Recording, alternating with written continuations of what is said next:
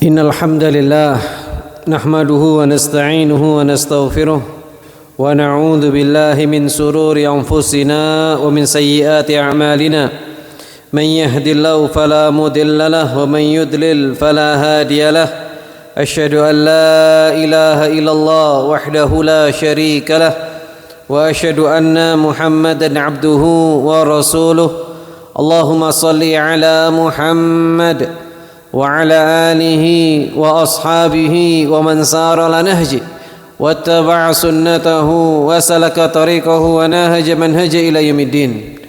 قال تعالى في القرآن الكريم يا أيها الذين آمنوا اتقوا الله وقولوا قولا سديدا يصلح لكم أعمالكم ويغفر لكم ذنوبكم ومن يطع الله ورسوله فقد فاز فوزا عظيما.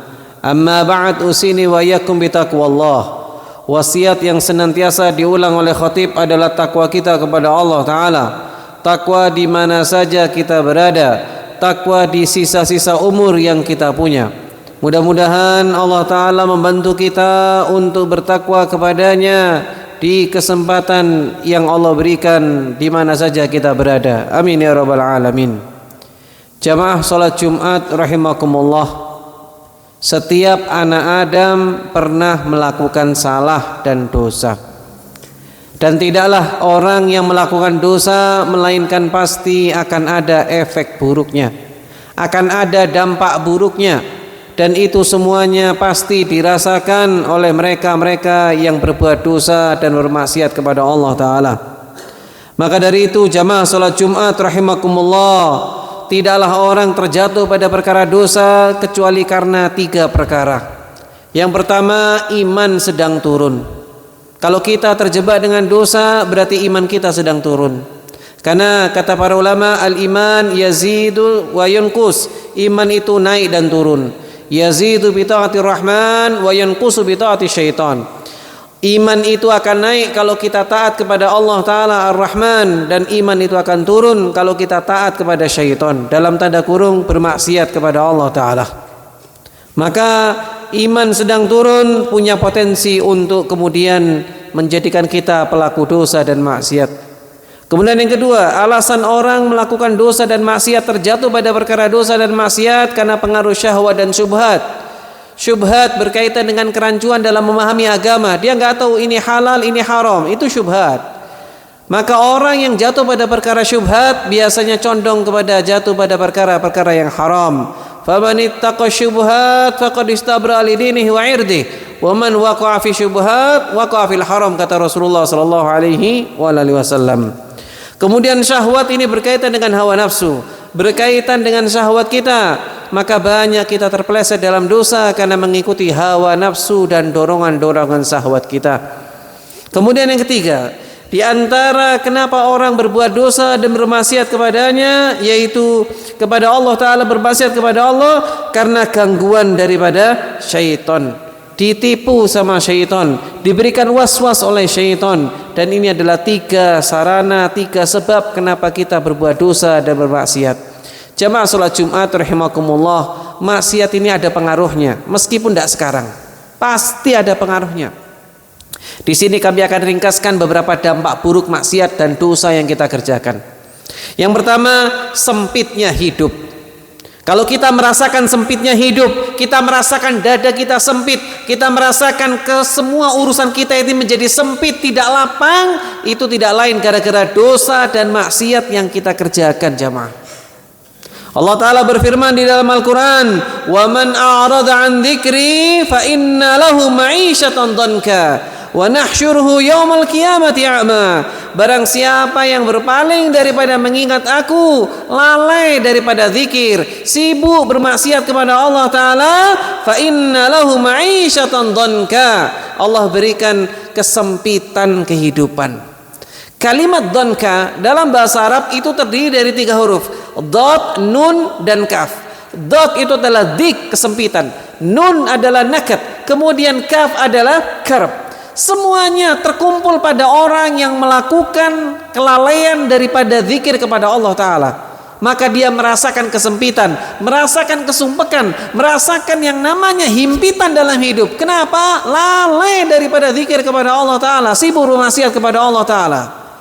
Ustaz, saya tidak berzina, Ustaz, saya tidak melakukan minum khamar, saya tidak melakukan mencuri dan lain sebagainya. Iya, jenis maksiat banyak jamaah, banyak. Maksiat mata ini adalah dosa, maksiat lisan ini adalah dosa, maksiat hati kita merasa lebih baik daripada orang lain, itu juga merupakan dosa. Maka jamaah salat Jumat rahimakumullah, inilah dampak buruk yang pertama kalau kita bermaksiat kepada Allah Ta'ala. Hidup kita sempit, urusan kita sempit, dan semuanya akan menyerang kita, waliyadzubillah. Yang kedua jamaah rahimakumullah, hilangnya nikmat harta dan nikmat kenyamanan hidup. Kalau kita disempitkan rezeki kita, itu gara-gara dosa dan maksiat. Kalau kemudian ada orang buka usaha ini gagal, buka usaha ini mentok, kemudian bisnis ditipu orang, pasti gara-gara dosa dan maksiat. Gak ada lain jamaah rahmakumullah.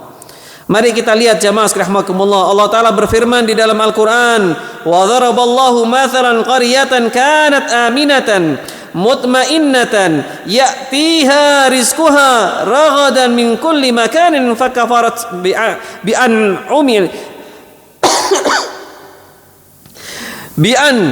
umillah fa'adzaqaha Allahu libasal ju' wal khauf bima kanu yasna'un. Apa kata Allah Ta'ala? Allah Ta'ala berfirman, dan Allah Ta'ala membuat suatu perumpamaan dengan sebuah negeri yang dahulunya aman. Orang yang dulunya negerinya aman, orang yang dulunya ekonominya aman, orang yang dulunya kesehatannya aman, orang yang dulunya kemudian hartanya aman, semuanya aman, dulunya aman. Sebuah negeri, Allah kasih permisalan, sebuah negeri yang tadinya aman, lalu kemudian rizkinya datang kepadanya dengan sangat melimpah ruah dari segala macam tempat, tetapi penduduknya mengingkari nikmat-nikmat Allah Ta'ala. Penduduknya berbuat dosa, kufur nikmat. Apa yang Allah berikan? Allah berikan kepadanya bencana kelaparan, Allah berikan kepadanya bencana yang namanya ketakutan. Itu disebabkan karena ulah tangan mereka sendiri. Quran surat An-Nahl ayat nomor 112. Jamaah salat Jumat rahimakumullah. Maka kalau kita lihat sekarang betapa kemudian kita merasakan sebagian saudara kita terhimpit ekonominya, bahkan sampai kemudian tidak bisa makan dan lain sebagainya di sebuah negeri, bahkan sampai tidak mendapatkan air sedikit pun. Kenapa? Tidak lain gara-gara dosa dan maksiat yang dia kerjakan. Kufur nikmat. Maka siapapun yang berbuat dosa dan melakukan kemaksiatan kepada Allah, maka pasti Allah cabut nikmat harta dan nikmat kenyamanan hidup. Dicabut. Kalaupun sekarang belum, sebentar lagi akan kena. Kalau tidak bertaubat jamaah. Kemudian yang ketiga jamaah rahmakumullah, ini diantara perkara yang harus kita renungkan. Rusaknya alam, rusaknya sebuah negeri, rusaknya kemudian pemandangan, rusaknya semuanya itu gara-gara dosa dan maksiat. Allah Ta'ala berfirman di dalam Al-Quran, Zaharal fasadu fil barri wal bahri bima kasabat aydin nas liyudhiqahum ba'dalladhi amilu la'allahum yarji'un. Telah nampak kerusakan di muka bumi, di daratan dan di lautan. Itu tidak lain gara-gara ulah tangan manusianya sendiri. Karena ulah kita rusak alam kita rusak laut kita, maka kita siap-siap mendapatkan ujian, kita siap-siap mendapatkan azab waliyadzubillah daripada Allah Ta'ala, yaitu Allah Ta'ala cabut semua nikmat-nikmat itu. Jamaah rahmakumullah waliyadzubillah. Kita tidak ingin yang seperti ini. Mari sebelum ini semuanya berlanjut, maka kita berlindung kepada Allah Ta'ala, kita banyak beristighfar kepada Allah Ta'ala, maka itu semuanya yang akan memutus mata rantai azab yang Allah turunkan kepada kita. Jamaah salat Jumat rahimakumullah, ini diantara yang ketiga. Kemudian yang keempat, ini yang harus kita renungkan pula. Kalau kita menjumpai sebuah negeri yang tadinya aman, tiba-tiba ada bencana, ada musibah, kemudian ada lagi bencana, padahal di situ banyak orang-orang pandai, itu tidak lain gara-gara dosa dan maksiat yang kita kerjakan. Allah Ta'ala berfirman di dalam Al-Quran, wa ma asabakum min musibatin fabima kasabat aydikum wa ya'fu an katsir. Allah Ta'ala mengatakan, musibah apapun yang menimpa pada diri kalian, itu tidak lain gara-gara ulah tangan kalian sendiri. Gara-gara dosa kita, gara-gara maksiat kita kena musibah, kita kena serangan, kita kena apapun itu, tidak lain gara-gara dosa dan maksiat yang sudah kita kerjakan. Mari jamaah salat Jumat rahimakumullah, kita perbanyak beristighfar kepada Allah. Mudah-mudahan Allah mengampuni dosa-dosa kita dan menutupi aib-aib kita dan menghentikan segala bentuk kerusakan yang ada. Barakallahu li wa lakum wa astaghfirullah li wa lakum.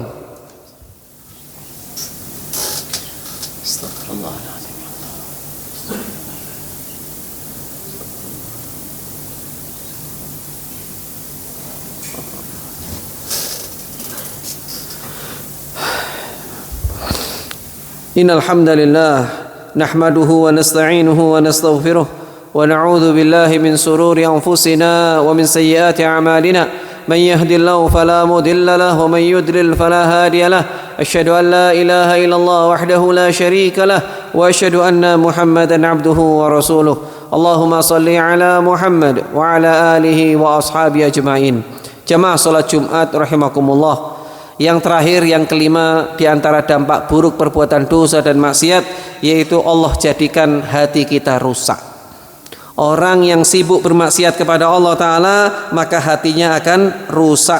Hatinya akan rusak. Jamaah rahimakumullah. Sungguh, kalau kita perhatikan di mana Allah Ta'ala berfirman dalam Al-Quran surat At-Taubah tentang potret orang-orang yang tidak ikut berjihad, tidak ikut berjuang, hatinya telah rusak. Tidak ada satupun yang bisa memacu mereka untuk melaksanakan amal soleh. Kalaupun beramal soleh murni karena manusia, waliyatubillah. Allah Ta'ala berfirman, innamas sabilu ala alladhina yasta'dhinuka wahum aghniya'u radu bi an yakunu ma'al khawalif wa taballahu ala qulubihim fahum la ya'lamun. Apa kata Allah Ta'ala? Sesungguhnya alasan untuk menyalahkan hanyalah terhadap orang-orang yang meminta izin kepada kalian, kepadamu, untuk tidak ikut berperang. Padahal mereka orang kaya, orang mampu sebetulnya, sanggup untuk mengikuti peperangan itu, sanggup untuk berjuang, sanggup melaksanakan berbagai macam kebaikan-kebaikan, tapi mereka milih untuk mencari uzur. Mereka rela berada bersama dengan orang-orang yang tidak ikut berperang. Allah telah mengunci hati mereka, waliyatubillah. Dikunci mati. Kenapa mereka malas kalau diajak ke masjid? Malas untuk diajak berjuang. Malas untuk kemudian diajak baca Quran. Allah telah hinakan mereka, jamaah. Maka hati-hati jamaah rahimakumullah. Kalau kita sudah mulai malas ibadah, itu tidak lain gara-gara dosa dan maksiat. Kalau kita sudah mulai berat diajak ikut pengajian, itu gara-gara dosa dan maksiat. Kalau kita kemudian sudah mulai sulit untuk menerima nasihat-nasihat, berarti hati kita sedang mulai dalam bermasalah kepada Allah Ta'ala. Hati kita sedang kotor. Dan kalau hati itu terus dikotori, nanti hati itu menjadi gelap dan buta. Kalau sudah buta, apapun yang diupayakan gak ada faedahnya. Sebagaimana firman Allah Ta'ala di dalam Al-Quran, kalla bal rana ala qulubihim ma kanu yaksibun. Dalam Quran surat Mutaffifin Allah Ta'ala berfirman, sekali-kali tidak, bahkan apapun yang mereka kerjakan itu telah menutupi hati mereka. Ran dalam ayat ini kata Ibnul Qayyim, yaitu sesuatu yang menutupi hati mereka. Apa efeknya kalau hati sudah tertutup? Apa efeknya kalau hati sudah hitam? Apa efeknya kalau hati itu sudah dipenuhi dengan kotoran? Yamna'unal 'abd li khudu'il haq, yang menjadikan seorang hamba tidak mau tunduk kepada kebenaran. Karena setiap satu dosa jamaah, satu titik hitam. Kita melakukan hari ini satu dosa, satu titik hitam. Satu mata kita melihat sesuatu yang haram, satu titik hitam. Kalau 2 kali, 2 titik hitam. Kalau 1000 kali kita melakukan itu, maka 1000 titik hitam. Sebagaimana dalam hadis yang sahih, Rasulullah sallallahu alaihi wasallam pernah mengatakan, innamal mu'min idza adznaba dzamban kanat nuqtatun sauda fi qalbi. Kalau seorang mukmin, Rasul katakan seorang mukmin, berarti seorang mukmin kadang melakukan dosa dan maksiat. Tapi kemudian mari kita perhatikan orang mukmin yang melakukan dosa dan berbuatan dosa dan maksiat, Allah kasih satu titik hitam. Hatinya aslinya putih. Hatinya aslinya putih. Maka ketika kita melakukan dosa, satu titik hitam. Kemudian kata Rasulullah sallallahu alaihi wasallam, fa in taba wa naza'a wastaghfara sukila minha. Sukila qalbu dalam riwayat yang lainnya. Maka ternyata kalau dia tobat, hatinya putih lagi, dibersihkan lagi sama Allah Ta'ala. Satu dosa, satu titik hitam. Satu dosa, satu titik hitam. Tobat, bersih lagi. Itulah bedanya orang beriman dengan tidak. Lalu kalau seandainya dia terus melakukan dosa, fa in ada ranat hatta yughlaqa biha qalbuh.